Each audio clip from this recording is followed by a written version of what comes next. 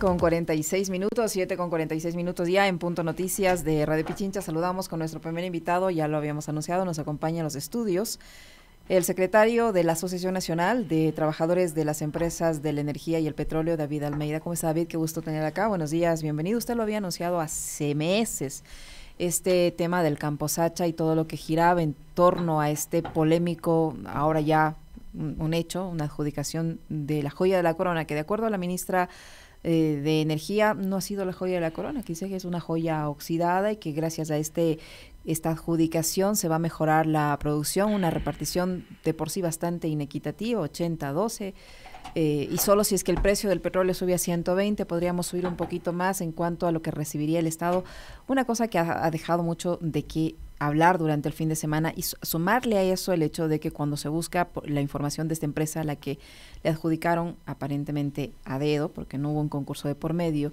el campo más productivo del país, resulta que responde la empresa El Ordeño, que tiene vínculos con la tía del presidente de la República. ¿Qué decir frente a lo que ha ocurrido en las últimas horas con todas las advertencias que ustedes ya habían hecho, David? Buenos días, bienvenido, les saludamos como siempre Alexis Moncayo, quien le habla a Licenia Espinel. Buenos días, Licenia. Alexis, siempre es un placer estar aquí. Además, recordando que fue en este medio que iniciamos con la denuncia, por la que además nos persiguieron, me sacaron de Petroecuador, ahora habían despedido más compañeros también alrededor de este proceso. Y básicamente lo que se viene a confirmar es que lo que denunciamos en septiembre era cierto. Ese es el primer resumen que tenemos de esto. Y además, nosotros la semana pasada en otro medio anticipamos y dijimos, van a hacer esto, lo van a firmar antes del feriado de carnaval, como para que la gente se disperse, como que no se den cuenta. Les salió mal, evidentemente, porque lo que hicieron fue generar más escándalo al tratar de hacerlo escondidas, porque todo lo escondido termina mal, y porque quien obra mal trata siempre de esconder lo que está haciendo. ¿Sí? Desde que nosotros anunciamos esto en septiembre, y dijimos, hay empresas, hay señores extranjeros visitando el Campo Sacha, parece que lo están negociando bajo la mesa, parece que lo están haciendo a dedo, en lugar de aclarar si era tan beneficioso y decir, sí, estamos negociando con esta compañía, estas son las condiciones, esto es lo que nos ofrecen, dijeron que había revelado una supuesta concesión primero. Me acusaron después de revelar información confidencial. Con eso me abrieron el visto bueno y me sacaron de Petroecuador. Es que le estabas tirando el negocio abajo. Exacto. Entonces, básicamente desde ahí ya hay oscuridad. Es decir, siempre lo hicieron escondidas. Y hay algunos elementos que van ya trazando este proceso, ¿no? Primero, reciben una oferta antes de emitir el acuerdo ministerial. Es decir, el acuerdo ministerial ya tiene y dicen sus considerandos, dice, hay una oferta presentada por este consorcio, que la ministra dijo fue una oferta no solicitada. Entonces, fíjense qué bondadosos la empresa privada que se quiere llevar esto, que sin que le pidan hace una oferta. Igual llegó una barcaza sin que le sin contrato. Igualito, ¿no? Por eso se acuerdan que dijimos era la política de la barcaza, dijimos nosotros. Después de eso la ministra dice, no, pero también invitamos a más empresas. En el acuerdo ministerial no consta eso. ¿Por qué consta la oferta de la primera empresa y no consta que invitaron a otros y les dijeron que no por último? Porque eso debe haber constado en el acuerdo ministerial. O sea, David, no hubo licitación. No, para nada. Sí, o sea, sí se trata de una adjudicación. A dedo, totalmente. Pero totalmente. ¿y la propuesta de Arabia Saudita? La ministra mencionó varios países. Por eso Abu digo, Dhabi. pero ¿por qué no consta en el acuerdo ministerial? Pues? O sea, ahora, si se toman el trabajo de ponerla a Modaimi y Petrolia en el acuerdo ministerial, ¿por qué no constan como en cualquier proceso normal? Invitamos a tales compañías y presentaron sus excusas con fecha tal y tal. Ahora, ¿esta adjudicación a dedo se la hace a quién y qué vínculos tendrían, qué conexiones tendrían este consorcio con otras empresas y con representantes dentro del Ecuador? ¿Tenemos claro eso o no? A ver, todavía esto no está muy claro, exceptuando ya las difusiones en redes sociales del número telefónico de la compañía, etcétera. A ver, nosotros la que sí la tenemos claro es la parte de Petrolia. Petrolia es filial de New Stratus Energy. New Stratus Energy es una compañía que dicen ser canadiense porque la constituyeron en Canadá, pero en realidad la constituyen venezolanos, ex trabajadores de PDVSA, compatriotas del señor viceministro de Hidrocarburos. Guillermo Ferreira. Exactamente. Esta empresa se hizo primero de un contrato en Colombia. similar a lo que están haciendo acá con el campo Rubiales. El campo Rubiales, hagan de cuenta, es el Sacha de Colombia, ¿sí? Es el principal campo productor de Colombia. Sobreexplotan el yacimiento porque le levantan, efectivamente se levanta la producción a 200,000 barriles de petróleo por día. Luego, como lo sobreexplotan, cae la producción drásticamente. En 2 años cae 50,000 barriles de petróleo por día. Los técnicos en petróleo les van a decir que eso es una barbaridad de declinación. Y terminan declarando a los 3 o 4 años de concesión la quiebra de la empresa. Y Ecopetrol tiene que recuperar el campo de emergencia para tratar de mantener la producción. Hoy ese campo produce 94,000 barriles de petróleo por día, de los 200,000 que llegó a producir. Esta compañía que declara la quiebra es fundada y es propiedad, entre otros, por un señor Pantín y el señor José Francisco Arata. El señor José Francisco Arata funge actualmente como presidente de New Stratus Energy, ¿sí? Es decir, la que operaba en Colombia se llamaba Pacific Stratus Energy, que es la que declaran la quiebra. Como quiebra Pacific Stratus Energy, van y hacen New Stratus Energy, la nueva Stratus Energy en Canadá, con las mismas personas. Ellos son los que vienen al Ecuador en 2022 y compran el último año de concesión de la compañía Repsol, que operaba el bloque 16. Que recordarán ustedes, nosotros también criticamos porque dijimos, ¿quién compra el último año de una concesión que está por terminar si no le están asegurando la extensión del contrato? Después del escándalo que se hizo por la extensión del contrato, el mismo ministerio encuentra de que no tenían el músculo financiero, de que tenían pérdidas por no sé cuántos millones de dólares, y decide no extender el contrato y revertir a Petroecuador. Esa misma empresa es la que hoy se presenta como Petrolia, y que a pesar de ser el socio minoritario en este consorcio, es la única que ha dado la cara, y es la única que habla en los medios de comunicación. Y aparte está una compañía Amodaimi Oil, que es la del número del ordeño, para que la gente me entienda con claridad quiénes son ellos. ¿Quién es Amodaimi Oil? Amodaimi Oil era una empresa constituida para operar el bloque 16. De hecho, si revisan en la Superintendencia de Compañías, van a ver que el objeto de esa compañía registrado es operar el bloque 16. Nada más. Cuando se realiza la suscripción de esta compañía, la compra una empresa en Hong Kong que se llama Tip Top Energy. Esa compra está autorizada por el Ministerio, por la Secretaría de Hidrocarburos, en un documento del año 2012. Cuando viene Petrolia y compra la concesión del último año, de hecho hacen los trámites para comprar también a Amodaimi, y la Superintendencia del Control del Poder del Mercado les autoriza también la compra a ellos de Amodaimi. Esa autorización existe. Ahora Petrolia dice, no la compramos porque finalmente, como no nos iban a extender, no la compramos. Ahora, ellos dicen que Tip Top Energy, que es la dueña de esta compañía, es filial de Sinopec. Ahora ya asomó por ahí alguna información que sería de comprobar, que dicen que tampoco esa es la filial de Sinopec. Hay otra intermedia y que después vendría Sinopec. Lo cierto es que hasta ahora no hay un pronunciamiento del gobierno chino, no hay un pronunciamiento de Sinopec. Un contrato tan grande, tan importante, que de hecho New Stratus ya después de la adjudicación publicó en su página web, ya abrieron la champaña, después de que la ministra dijo, todavía no hemos firmado el contrato, ellos pueden revisar, es público, en su página web dicen ya está suscrito, ya va a representar tanto. Sinopec no dice nada, el gobierno chino no dice nada. Nosotros le dijimos a la Asamblea Nacional, incluso, pidan información a la Embajada de la República Popular China a ver si es cierto o no es cierto, pues que esta compañía es de los señores. Y hoy sale este escándalo, que debo decir, a mí no me consta, pero que es evidente lo que han hecho, ¿no? Llaman el número que está registrado en la Superintendencia de Compañías, según vi en las redes sociales contesta el ordeño, pero obviamente yo no puedo decir con claridad que sea del ordeño, pero pues, está ahí la evidencia, claro. al menos en lo que es la llamada telefónica. David, la ministra ha puntualizado que la joya de la corona, que ha sido definida por todos los sectores de los trabajadores, por los expertos, etcétera, no es la joya de la corona, sino que es una joya oxidada a la que hay que pulir, y que es beneficioso ese contrato, y así a simple vista no somos expertos, pero, o sea, una repartición 80-12 no sé por dónde está lo equitativo ni lo beneficioso, pero usted que maneja el tema nos dirá, ¿por qué tanta la diferencia en este contrato de participación? ¿Por qué ese contrato es beneficioso o no es beneficioso, ese de participación, esa modalidad del contrato? ¿Y por qué dice la ministra que esta joya de la corona ya no es la joya de la corona, que es una joya oxidada, que ya no produce lo que debía producir y que este contrato le va a beneficiar al país? No, tranquila, Liceña, que en esto no hace falta ser experto petrolero para darse cuenta de que si alguien se lleva el 87% de lo que es mío ahora el 100% y me deja el 2% es mal negocio. O sea, la sabiduría popular generalmente siempre atina a las cosas de manera correcta. Y en realidad esto es un atraco. Sí, es el atraco petrolero más grande de la historia moderna, así lo hemos catalogado nosotros. A ver, una joya sin pulir, oxidada, que produce 77,000 barriles de petróleo por día. No le atrae a nadie. Exacto.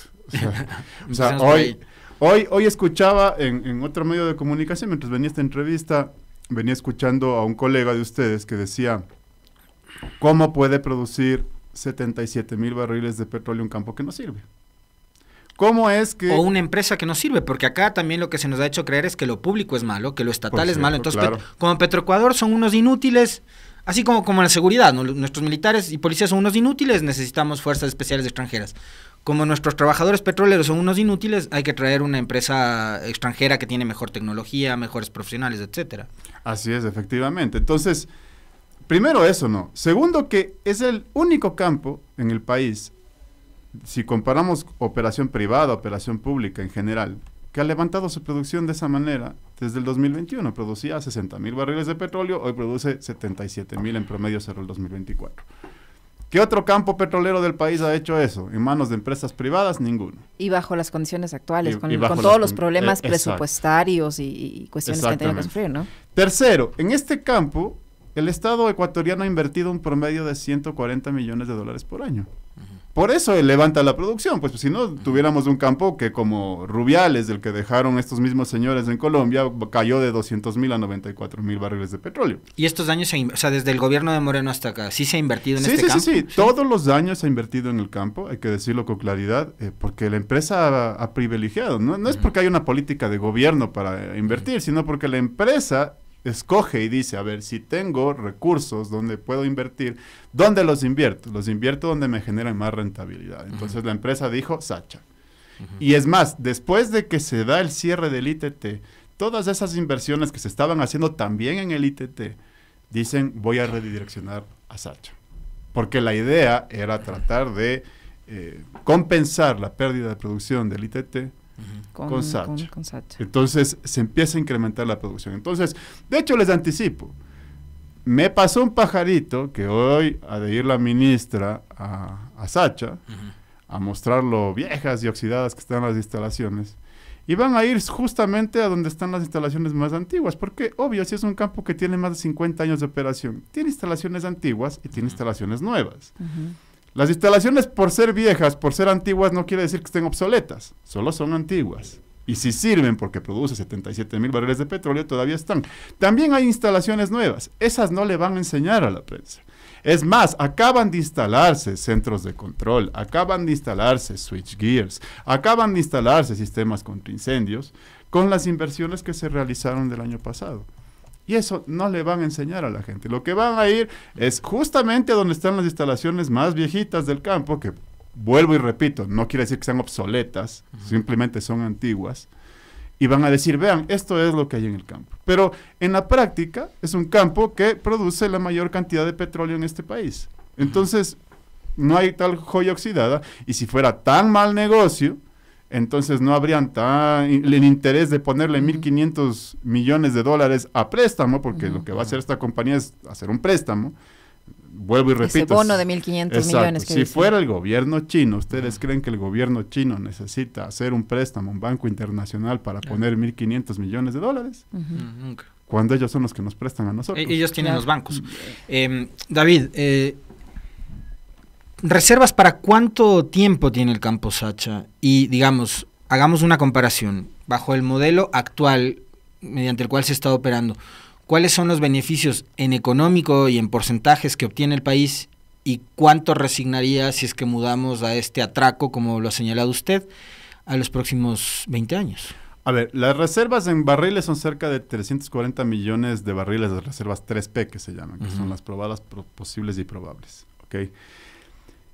Estas reservas, según la certificadora NSAI, porque este es el dato que hay que hablar. A veces, a ver, hay que entender qué es lo que hicieron, ¿no? Primero escondieron lo que estaban haciendo y cuando se les sale el escándalo, sacan esta rueda de prensa que en lo que buscaron y era, como no lo podían esconder, buscaron confundir. ¿Sí? Y lo que dijeron fue... No, sí se van a llevar el 12%, pero de la renta a mí me queda el 80%, es que ahora le subimos a 26%. Entonces, de hecho, a mí muchos periodistas me llamaron en el feriado a preguntarme, oiga, ¿qué quiere decir todo esto que dijeron? Y efectivamente tenían razón, porque lo que hicieron fue confundir. A ver, este asunto es sencillito. ¿Cuánto valen las reservas que están en el suelo? Según la NSAI, que certificó las reservas, valen 14 mil millones de dólares al precio actual del crudo. Eso es lo que tenemos en el subsuelo. Si de eso... producimos como actualmente produce Petroecuador, que nos cuesta alrededor del 10% de nuestra producción el cubrir costos, para hacer la misma relación, ¿no? Del 100% de la producción que tenemos actualmente, el 10% lo utilizamos para cubrir costos de inversiones. El 90% queda en utilidades. Bajo esa lógica, voy a usar números gruesos, de los 14 mil millones de dólares nos costaría en inversiones y en costo operativo 2 mil millones producirlo. Lo que quiere decir que nos quedaría de utilidad 12 mil millones, a números gruesos. ¿Qué es lo que dice el señor Ferreira? Después de decir que el 26, que el 12, que el 87, al final termina diciendo, el Estado va a ganar en rentabilidad 6 mil millones. Si a mí me iba a quedar 12 mil millones. Con el Estado. Con el Estado. Resignas la mitad. Exacto. Sigo perdiendo. Exacto. Y ojo, esto es lo que dijo el señor Ferreira. Si revisamos las actas de negociación establecen que lo que le queda es 4.300 millones. O sea, modificó las cifras para un poco frenar el escándalo. Sí, porque las actas hablaban del 12.5 y hasta un 20%. El señor Ferreira ya habló del 19% y el 26%, que no es lo que dicen las actas. Y eso habrá que revisar. Pero así sea el 26% que dijo el señor. Si el señor me dice que vamos a ganar 6 mil millones y yo iba a ganar 12 mil, no hay que ser muy genio para entender de que me están quitando la mitad, por lo menos, de lo que me corresponde. Ahora, David, ¿no sería lo lógico que una empresa o una inversión internacional venga a probar primero si es que hay reservas, a invertir, a desarrollar, explorar desde cero? Porque ya está todo hecho. Por supuesto, y eso es lo que determina la ley, es que aquí hay un tema además que se tuerce la ley, ¿no? Aparte de que usan una ley declarada inconstitucional y que los artículos y demás, hay otro problema. Si ustedes revisan el acuerdo ministerial, incluso el comunicado de prensa que saca el Ministerio de Energía, hablan de un contrato de participación para producción y exploración adicional, ponen ellos. Aumentan la palabrita adicional. ¿Por qué hacen esto? Porque la ley establece contratos de participación para producción y exploración. Punto. ¿Qué quiere decir eso? Que tienen que entrar en un campo que no esté hecho nada, desde desbrozar, desde hacer la geofísica, la sísmica, determinar reservas, hacer pozos exploratorios, encontrar las reservas con esos pozos exploratorios y ahí desarrollar. Para eso son esos contratos en donde, claro, desde cero ellos asumen todo el riesgo y se comparte de esa manera la utilidad porque están asumiendo el riesgo. Pues. Ya, porque están invirtiendo. Exacto. Pero en un campo en producción donde nosotros hemos hecho todo, asumimos todo el riesgo, hicimos las inversiones, sabemos dónde está, sé dónde perforar y que ahí me va a dar. Sí. Que ellos le pongan que van a hacer exploración adicional es porque están torciendo la ley para asegurarse un contrato que de otra forma no podrían asegurarse. Y ahí también hay una ilegalidad. ¿Tienen, digamos, acceso a toda la tecnología que me imagino instaló Petroecuador, que nos ha dicho David, ha hecho inversiones en los últimos años? Gracias a esas inversiones el campo ha sido lo suficientemente productivo como para poder sostener con 77 mil y pico de barriles diarios la producción.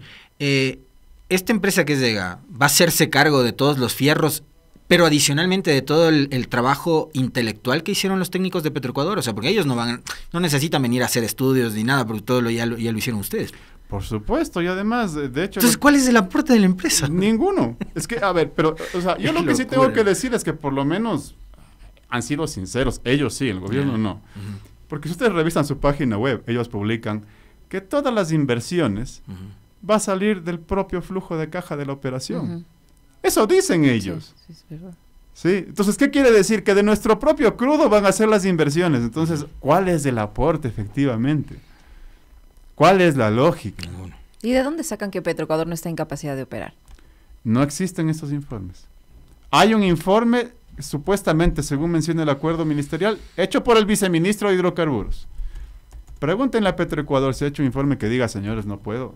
No existe. Y hay una razón por la que no existe.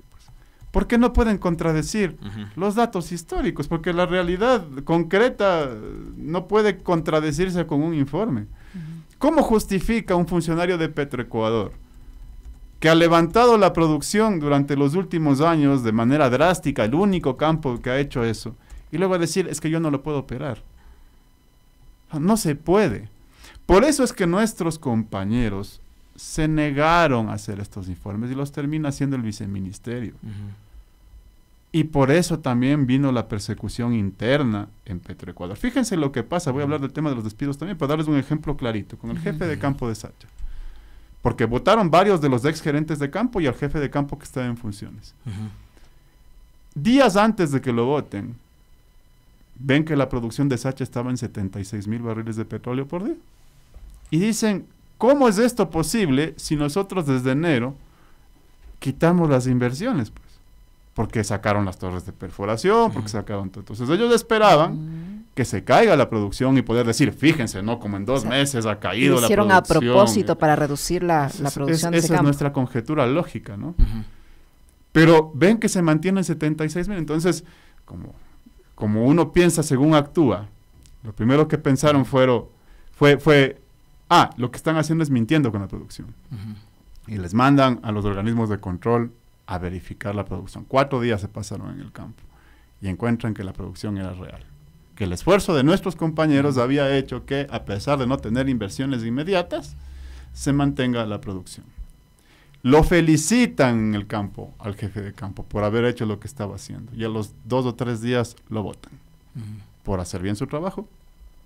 Entonces, estas cosas que son las que pasan en la empresa reflejan la política de tratar de destruir lo que es público, la empresa pública, desde quien la administra, para después justificar la privatización. Este último caso que cita David, podría acarrear responsabilidades políticas, porque entiendo que la Comisión de Fiscalización ya ha hecho también su trabajo y ha presentado un informe en el que aclara que sí está Petroecuador en capacidad de operar el campo Sacha. ¿Esto puede tener responsabilidades políticas sobre quienes están al frente del Ministerio de Hidrocarburos, por ejemplo? No solo políticas, yo creo que incluso penales. Esto lo hemos conversado con nuestros abogados patrocinadores, con quien estamos ya... Washington Andrade. Sí, con Washington, que ya planteó él mismo una petición de acto urgente ante la Fiscalía.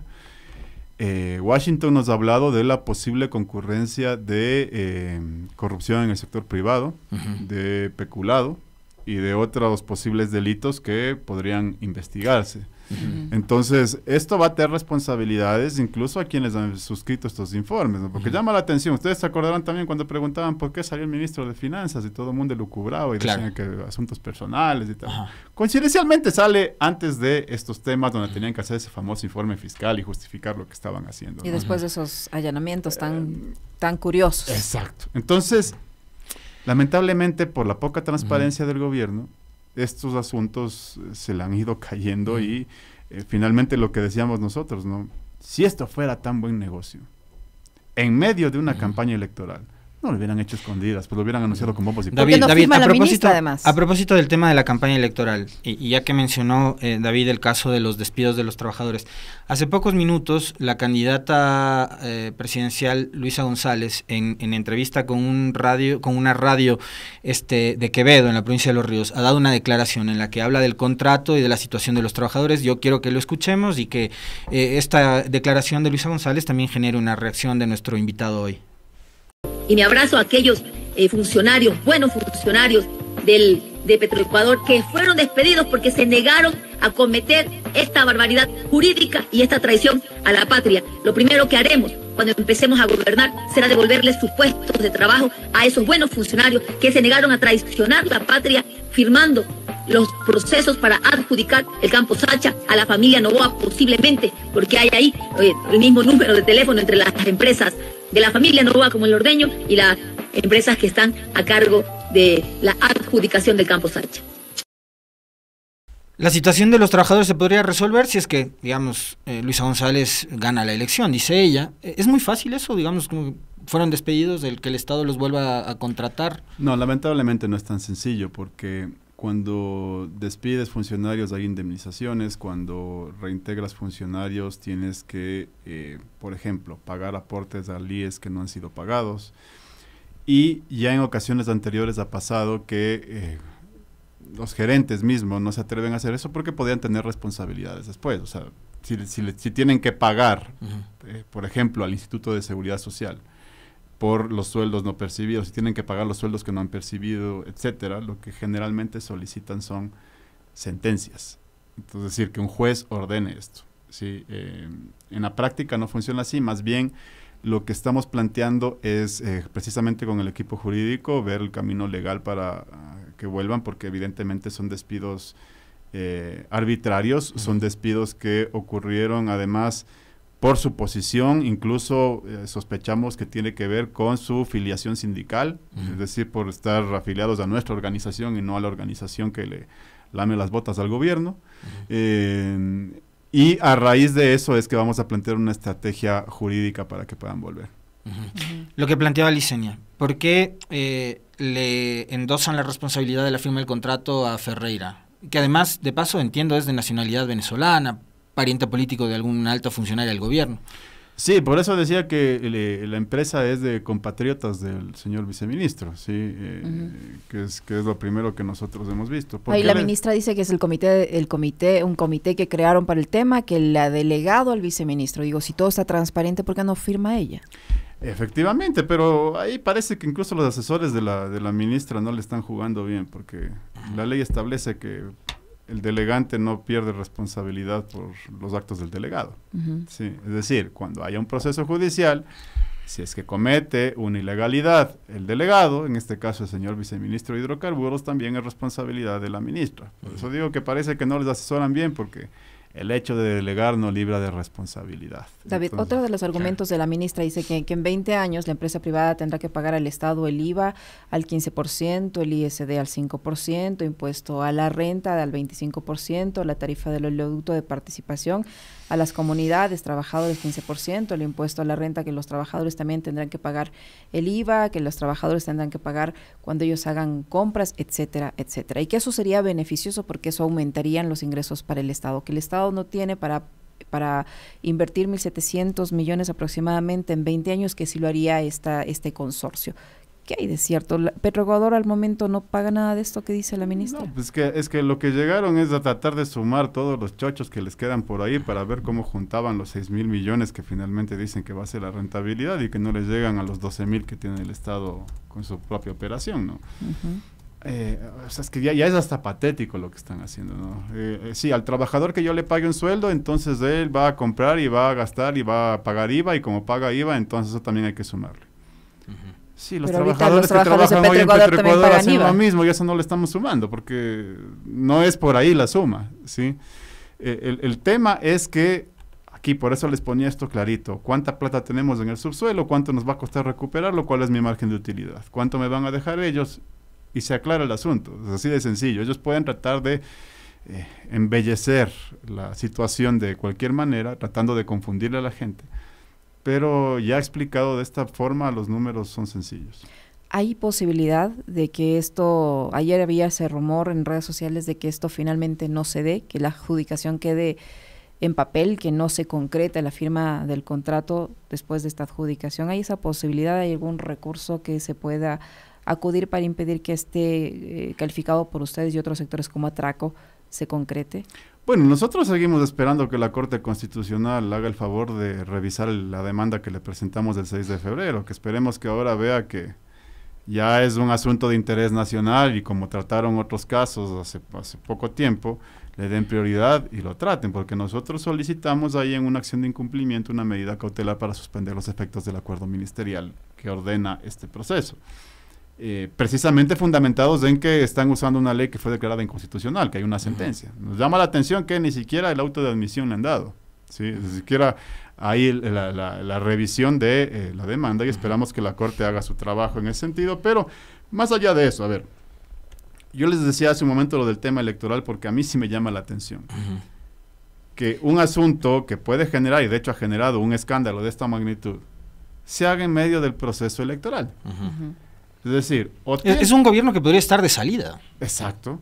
Claro. Pero y más de eso, a ver, vamos al hecho de que el señor quiere ganar las elecciones. O sea, si quiere ganar las elecciones, lo lógico era, si esto me va a generar bulla, le demoro un par de meses, por último, ¿no? Y además porque se presentó como ambientalista, ¿no? Exacto, ya. Entonces, por último, o sea, yo hablo, ya me pongo en la cabeza de ellos. Por eso es que yo no entiendo cómo es que además sueltan tan urgente este proyecto, lo hacen en medio del feriado, lo hacen en medio del proceso electoral, no les importa inclusive las consecuencias que puede tener esto en el ámbito electoral para ellos mismos.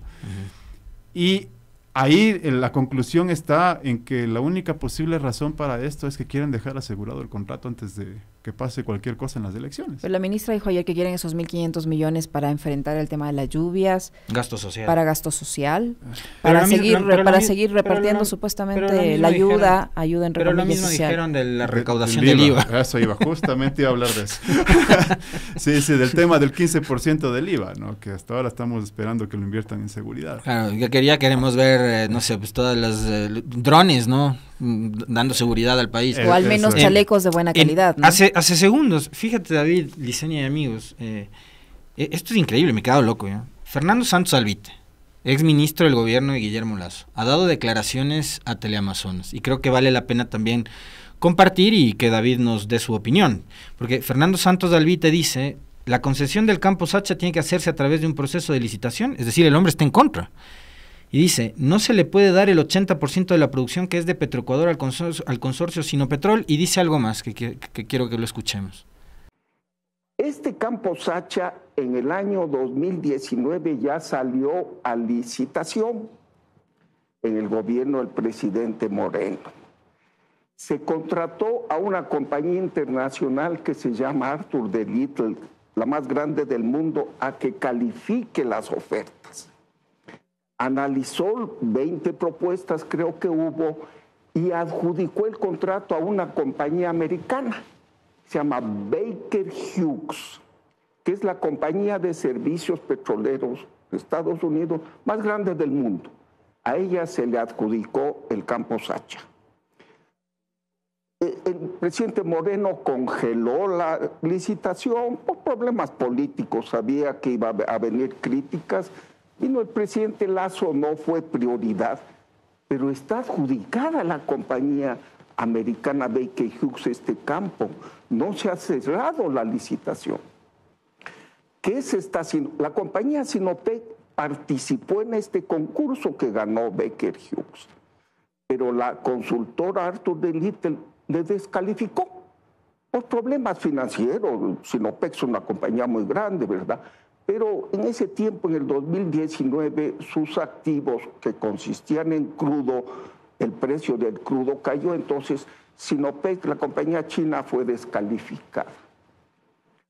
Hoy le queremos birlar a una compañía americana que ganó el campo Sacha y dárselo a una compañía china que fue descalificada en este concurso.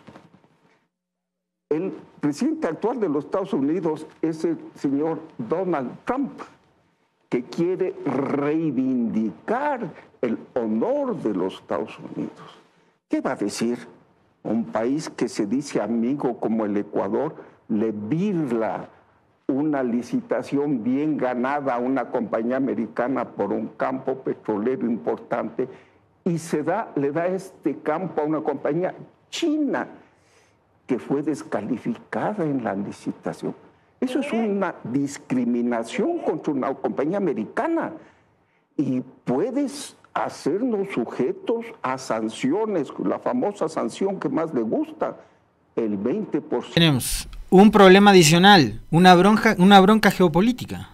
Sí, bueno, hay que decir que no se aprende tampoco estas declaraciones de quien ha sido siempre defensor de intereses internacionales, pero nosotros decíamos hace unos días también, este proceso es tan patético que ha llegado al punto que los privatizadores lo cuestionan. Sí. Sí.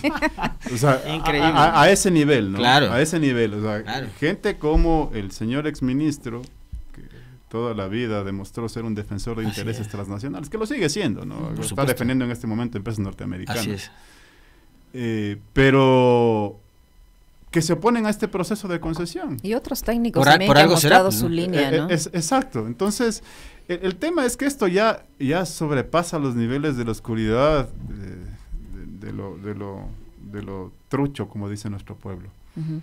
David, ¿qué posibilidad hay, digo, si no hay un conflicto geopolítico de grandes proporciones, un conflicto internacional enorme, de que el precio del crudo supere los $120? Porque otra de las ofertas es de que cuando suba a 120, entonces en esta propuesta de concesión, ¿no? Que cuando suba a $120 el precio del barril a nivel internacional, el Estado tendrá una mayor participación. ¿Cuándo ha subido a ese precio? En circunstancias que no sean de por medio un conflicto internacional. Sí, que de eso iba a decir. Justo son circunstancias extraordinarias. A ver, para que vean los esfuerzos de la OPEP y de Rusia y de otros países en estos años por controlar la producción, lo único que ha logrado es mantener los precios. Sí, es decir, 60, 70, a ratos $80 del barril. Si no hay un evento de esos, va a ser difícil que llegue a los 120. No digo que no pueda pasar. El precio del petróleo, en general de las materias primas y sobre todo de aquellas que tienen que ver con la energía, siempre es muy volátil porque también se basa mucho en especulación también. Pero, o sea, hasta eso, ¿no? O sea, como ganga nos dicen, si llega a 120 te doy el 26%. 26%. Sí. Si yo tengo ahora la propiedad del 100%, ¿para qué los necesito? O sea, esa es la circunstancia real, ¿no? Entonces, ¿por dónde le miden este negocio? Por eso le hemos bautizado el peor atraco petrolero de la historia nacional. Y a ustedes les consta, ¿no? Ojo, que nosotros siempre hemos criticado lo de Auca. Claro. ¿Sí? Claro. De hecho, nuestra primera comparación fue, miren lo que pasó con Auca, pero ahora le dieron de largo a este tema de Auca, ¿no? O sea, en Auca, por hacerles una comparación, la pérdida es del cerca del 50% de la producción. ¿Sí? Hablando en términos de producción para hacer la comparación. Ahora le van a entregar el 87%. Claro, si estaba mal antes, está mal ahora. Esto es peor. Esto es peor, de largo. Y ojo, una cosa que también de una vez les doy la primicia a ustedes para ver si me sacan otro visto bueno.